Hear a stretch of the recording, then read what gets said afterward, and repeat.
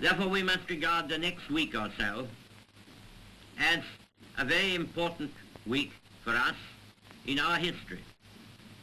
It ranks with the days when the Spanish Armada was approaching the Channel and Drake was finishing his game of bowls, or when Nelson stood between us and Napoleon's Grand Army at Boulogne.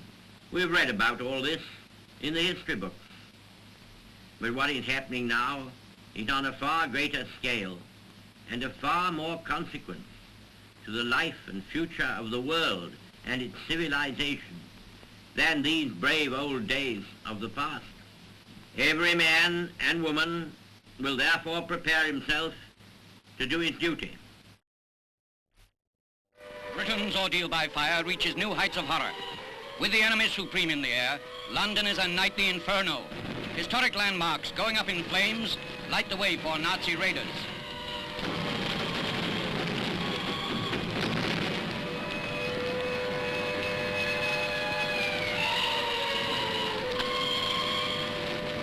In subway stations, in air raid shelters, Londoners endure eternal nights. Their indomitable courage earning everlasting admiration throughout the democratic world. Volunteers battling the Nazi blades, civilian heroes in the fight for freedom.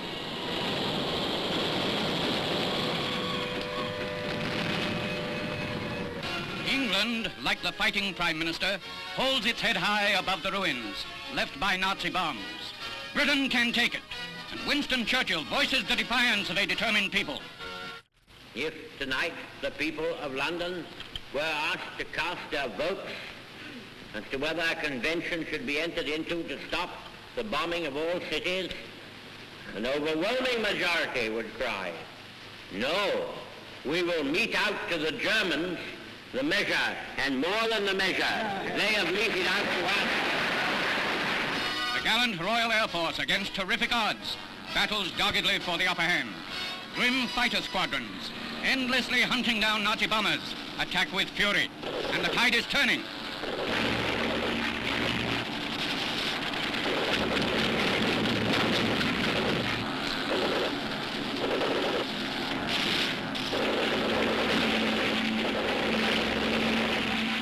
Supremacy at last over the Channel skies, and British bombers give Germany daylight doses of its own medicine, just what Dr. Churchill ordered.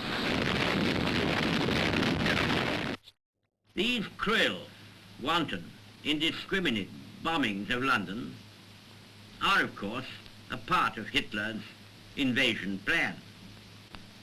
He hopes, by killing large numbers of civilians and women and children, that he will terrorize and cow the people of this mighty imperial city and make them a burden and anxiety to the government, and thus distract our attention unduly from the ferocious onslaught he is preparing.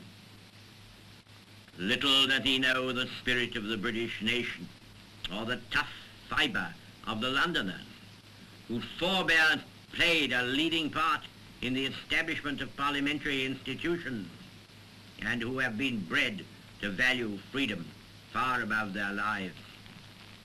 This wicked man, the repository and embodiment of many forms of soul-destroying hatreds, this monstrous product of former wrongs and shame, has now resolved to try to break our famous island race by a process of indiscriminate slaughter and destruction.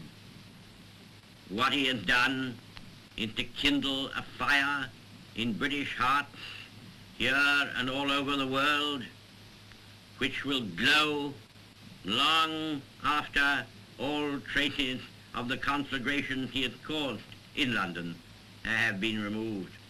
He has lighted a fire which will burn with a steady and consuming flame until the last vestiges of Nazi tyranny have been burnt out of Europe, and until the old world and the new can join hands to rebuild the temples of man's freedom and man's honor upon foundations which will not soon or easily be overthrown. But no one should blind himself to the fact that a heavy, full-scale invasion of this island is being prepared with all the usual German thoroughness and method, and that it may be launched at any time now upon England, upon Scotland, or upon Ireland, or upon all three. There may be serious news from Belgium, but that doesn't weaken the will of the soldiers of France. They haven't time to think about serious news. They're much too busy in the battle.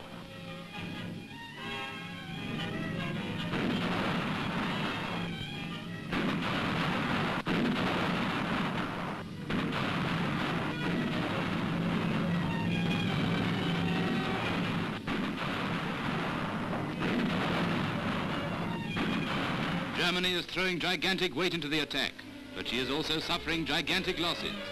Thousands of prisoners have been taken, among them Nazi officers, who have been moved immediately to an internment camp in France. Their fighting days are over. They will no longer be able to order the machine gunning of women and children, the bombing of undefended towns. They seem to have lost most of their Nazi swagger. Now they have time to think.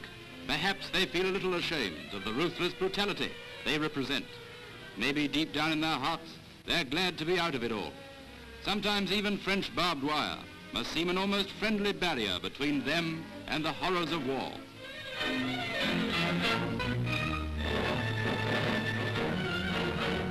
We can never be too often reminded of what we are fighting against. We can never see too many pictures of German destruction wreaked on the open towns of northern France. Sometimes it is their bombers swooping from the sky.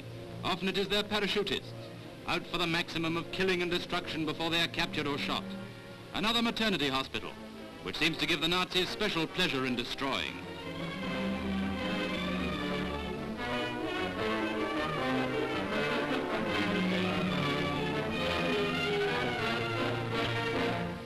Another church bombed, from which the figure of the crucified looks down on a heap of ruins.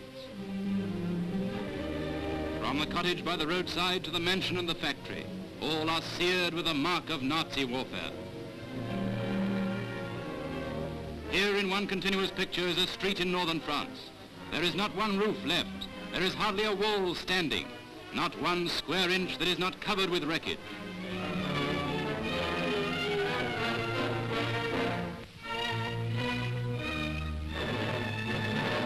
This is the mark of the Hun.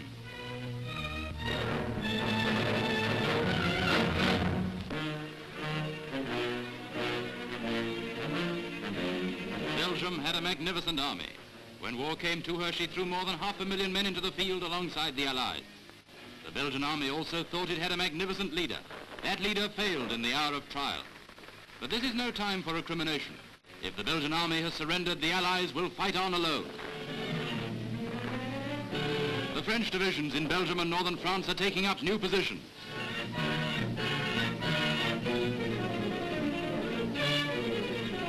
And the B.E.F. What a glorious page they are writing in the annals of our armies. Never for one moment have they weakened. When ordered to counterattack, they have done so successfully. When ordered to withdraw, their discipline has been superb. Day and night our hearts are with them in their hour of supreme struggle. But they are not alone in the battle. Here at home, thousands of men and women are fighting alongside them. These pictures were taken on the first working Sunday of the great arms drive. Here in the Song of the Machines is our support for the B.E.F., a symbol of our faith in the future.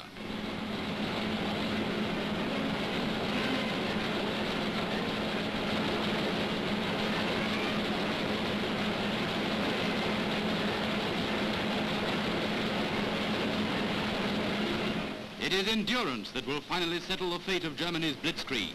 Hitler has moved forward by sheer weight of force, by driving thousands of his men to the slaughter, by offering thousands of bombers to our fighters and thousands of tanks to our guns. Here is our answer. Hitler has not defeated our armies, nor has he shaken the unity of the Allies, nor weakened their determination. As we fight on side by side, the fury of the enemy will spend itself. As we fight on side by side, the day will surely come for us to strike back. It is towards that day that we are fighting and working now.